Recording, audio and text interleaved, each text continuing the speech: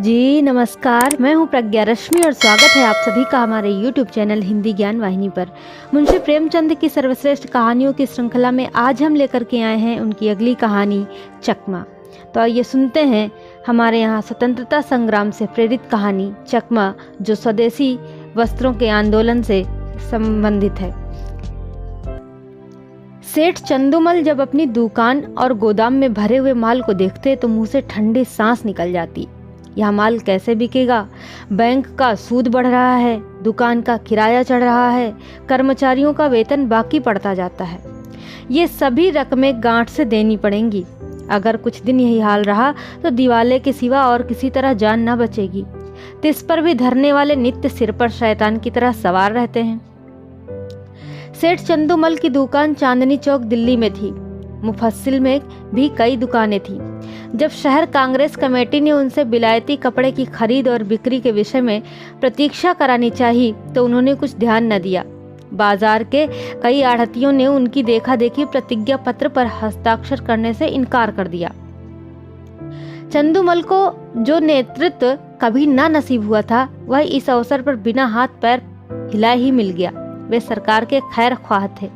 साहब बहादुरों को समय समय पर डालियां नजर देते थे। पुलिस से भी घनिष्ठता थी। म्यूनिसिपैलिटी के भी सदस्य थे।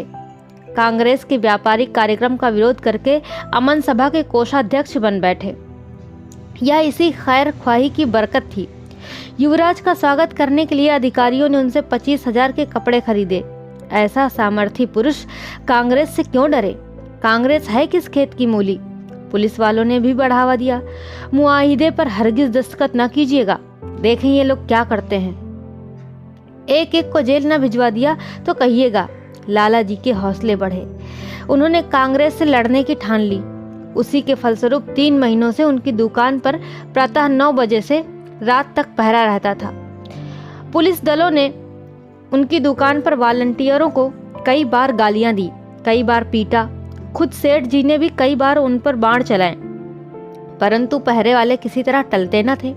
बल्कि इन अत्याचारों के कारण चंदूमल का बाजार और भी गिरता जाता। मुफस्सिल की दुकानों से मुनीम लोग और भी दुराशाजनक समाचार भेजते रहते थे। कठिन समस्या थी। इस संकट से निकलने का कोई उपाय न था। वे देखते थे कि जिन लोगों ने प्रतिज्ञा पत्र पर हस्ताक्षर कर दिए हैं, वे चोरी छिपे कुछ न कुछ विदेशी माल लेते हैं। उनकी दुकानों पर पहरा नहीं बैठता। यह सारी विपत्ति मेरे ही सिर पर है। उन्होंने सोचा, पुलिस और हाकिमों की दोस्ती से मेरा भला क्या हुआ? उनके हटाए ये पहरे नहीं हटते। सिपाहियों की प्रेरणा से ग्राहक नहीं आते। किसी तरह पहरे बंद हो जाते तो सारा खेल बन जाता। इतने में मुनीम जी ने आकर कहा, लाला जी ये देखिए, कई व्यापारी हमारी तरफ आ रहे थे। पहरे वालों ने उनको ना जाने क्या मंत्र पढ़ा दिया कि सब चले जा रहे हैं। चंदूमल ने कहा, अगर इन पापियों को कोई गोली मार देता तो मैं बहुत खुश होता। ये सब मेरा सर्वनाश करके दम लेंगे। मुनीम ने कहा, कुछ हेठ ही तो होगी। यदि आप प्रतिज्ञा पर हस्ताक्षर कर देते तो यह पहरा उठ जाता। तब हम भी यह माल किसी न किसी तरह खपा देते।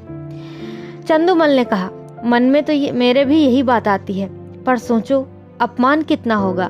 इतनी हेकड़ी दिखाने के बाद फिर झुका नहीं जाता। फिर हाकिमों की निगाहों में गिर जाऊंगा और लोग भी ताने देंगे, चले थे बच्चा कांग्रेस से लड़ने। ऐसी मुंह की खाई कि होश ठिकाने आ गए। जिन लोगों को पीटा और पिटवाया, जिनको गालियां दी, जिनकी हंसी उड़ाई, अब उनकी शरण कौन मुंह लेकर जाऊं? मगर एक उपाय सूझ रहा है। अगर चकमा चल गया तो पौ बारह है। बात तो तब है जब सांप को मारूं मगर लाठी बचाकर। पहरा उठा दूं पर बिना किसी खुशामद किए। 9 बज गए थे। सेठ चंदूमल गंगा स्नान करके लौट आए थे और मसनद पर बैठकर चिट्ठियां पढ़ रहे थे। अन्य दुकानों के मुनीमों ने अपनी विपत्ति कथा सुनाई थी। एक एक पत्र को पढ़कर सेठ जी का क्रोध बढ़ता जाता था।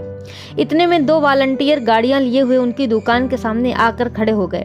सेठ जी ने डांट कर कहा, हट जाओ हमारी दुकान के सामने से।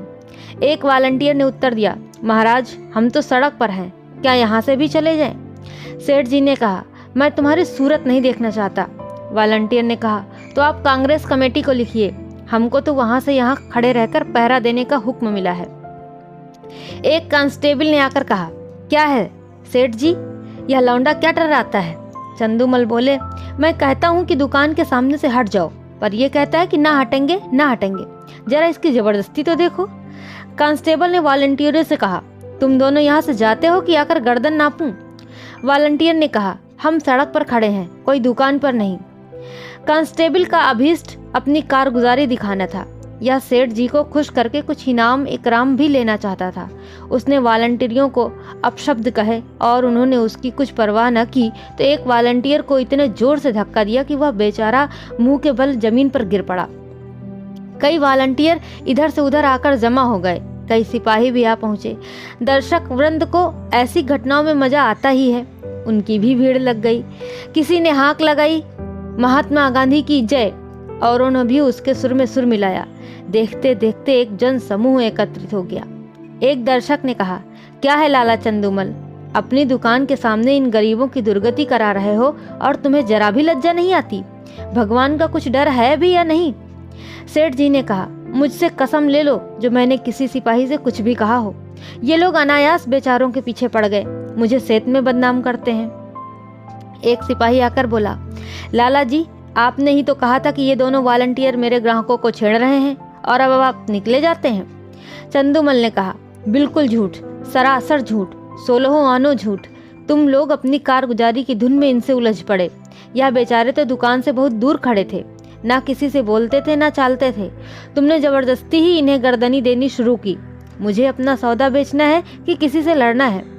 दूसरा सिपाही ने कहा, लाला जी हो बड़े होशियार, मुझसे आग लगवाकर आप अलग हो गए।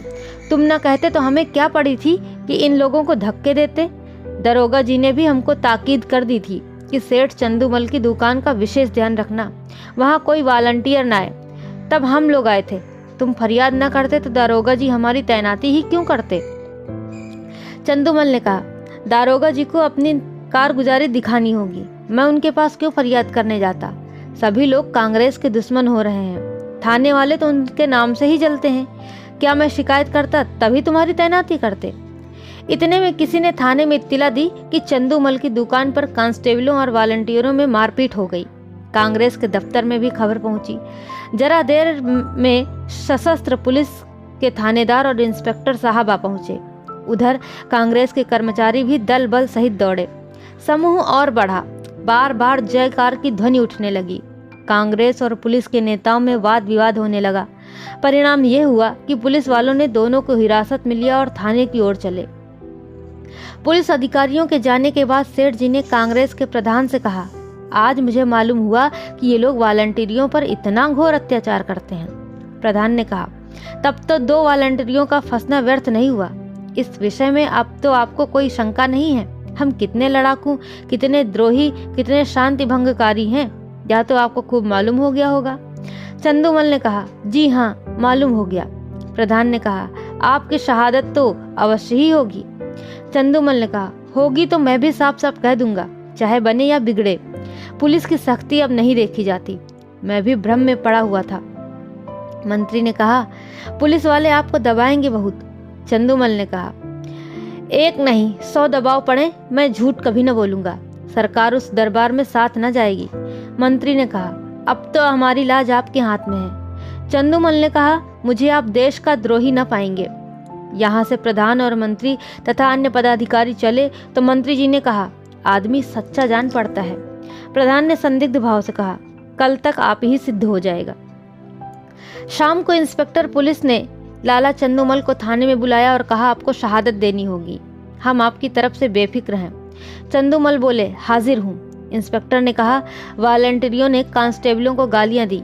चंदूमल ने कहा, मैंने नहीं सुनी। इंस्पेक्टर ने कहा, सुनी या ना सुनी यह बहस नहीं है, आपको यह कहना होगा वह सब खरीदारों को धक्के देकर हटा रहे थे, हाथापाई करते थे, मारने की धमकी देते थे, ये सभी बातें कहनी होंगी। दरोगा जी, वह बयान लाइए जो मैंने सेठ जी के लिए लिखवाया है। चंदूमल ने कहा, मुझसे भरी अदालत में झूठ न बोला जाएगा। अपने हजारों जानने वाले अदालत में होंगे, किस किस से मुंह छिपाऊंगा, कहीं निकलने को भी जगह चाहिए। इंस्पेक्टर ने कहा, यह सब बातें निजी मुआमलों के लिए है, पॉलिटिकल मुआमलों में झूठ, सच, शर्म और हया किसी का भी ख्याल नहीं किया जाता। चंदूमल ने कहा, मुंह में कालिख लग जाएगी। इंस्पेक्टर ने कहा, लेकिन सरकार की निगाह में इज्जत चौगुनी हो जाएगी। चंदूमल ने सोचकर कहा, जी नहीं, गवाही न दे सकूंगा, कोई और गवाह बना लीजिए। इंस्पेक्टर ने कहा, याद रखिए यह इज्जत खाक में मिल जाएगी। चंदूमल ने कहा, मिल जाए, मजबूरी है। इंस्पेक्टर ने कहा, अमन सभा के कोषाध्यक्ष का पद भी छिन जाएगा। चंदूमल ने कहा, उससे कौन रोटियां चलती हैं। इंस्पेक्टर ने फिर कहा, बंदूक का लाइसेंस छिन जाएगा। चंदूमल ने कहा, छिन जाए बला से। इंस्पेक्टर ने कहा, इनकम टैक्स की जांच फिर से होगी। चंदूमल ने कहा, अरे जरूर कराइए, ये तो मेरे मन की बात हुई। इंस्पेक्टर ने कहा, बैठने को कुर्सी न मिलेगी। चंदूमल ने कहा, कुर्सी लेकर चाटूं, दिवाला तो निकला जा रहा है। इंस्पेक्टर ने कहा, अच्छी बात है, तशरीफ ले जाइए, कभी तो आप पंजे में आएंगे। दूसरे दिन इसी समय कांग्रेस के दफ्तर में कल के लिए कार्यक्रम निश्चित किया जा रहा था। प्रधान ने कहा, सेठ चंदूमल की दुकान पर धरना देने के लिए 2 स्वयंसेवक भेजिए। तभी मंत्री ने कहा, मेरे विचार में वहां अब धरना देने की कोई जरूरत नहीं। प्रधान ने कहा, क्यों? उन्होंने अभी प्रतिज्ञा पत्र पर हस्ताक्षर तो नहीं किए। मंत्री ने कहा, हस्ताक्षर नहीं किए पर हमारे मित्र अवश्य हो गए। पुलिस की तरफ से गवाही न देना यही सिद्ध करता है। अधिकारियों का कितना दबाव पड़ा होगा इसका अनुमान किया जा सकता है। यह नैतिक साहस में परिवर्तन हुए बिना नहीं आ सकता। प्रधान ने कहा, हाँ, कुछ परिवर्तन तो अवश्य हुआ है। मंत्री ने कहा, कुछ नहीं महाशय, पूरी क्रांति कहना चाहिए। आप जानते हैं ऐसे मामलों में अधिकारियों की अवहेलना करने का क्या अर्थ है? यह राज विद्रोह की घोषणा के समान है। त्याग में संन्यास से इसका महत्व कम नहीं है। आज जिले के सारे हाकिम उनके खून के प्यासे हो रहे हैं। आश्चर्य नहीं कि गवर्नर महोदय को भी इसकी सूचना दी गई हो। प्रधान ने कहा, और कुछ नहीं तो उन्हें नियम का पालन करने ही के लिए प्रतिज्ञा पत्र पर हस्ताक्षर कर देना चाहिए था। किसी तरह उन्हें यहाँ बुलाइए, अपनी बात तो रह जाए। मंत्री ने कहा, वह बड़ा आत्माभिमानी है, कभी ना आएगा, बल्कि हम लोगों की ओर से इतना अविश्वास देखकर संभव है कि फिर उस दल में मिलने की चेष्टा करने लगे। प्रधान ने कहा, अच्छी बात है, आपको उन पर इतना विश्वास हो गया है तो उनकी दुकान छोड़ दीजिए। तब भी मैं यही कहूंगा कि आपको स्वयं मिलने के बहाने से उस पर निगाह रखनी होगी। मंत्री ने कहा, आप नाहक इतना शक करते हैं। 9 बजे सेठ चंदूमल अपनी दुकान पर आए तो वहां एक भी वॉलंटियर न था। मुख पर मुस्कुराहट की झलक आई। मुनीम से बोले, कौड़ी चित्त पड़ी। मुनीम ने कहा, मालूम तो होता है, एक भी महाशय नहीं आए। चंदूमल ने कहा, ना आए हैं और ना आएंगे, बाजी अपने हाथ रही। कैसा दांव खेला, चारों खाने चित्त।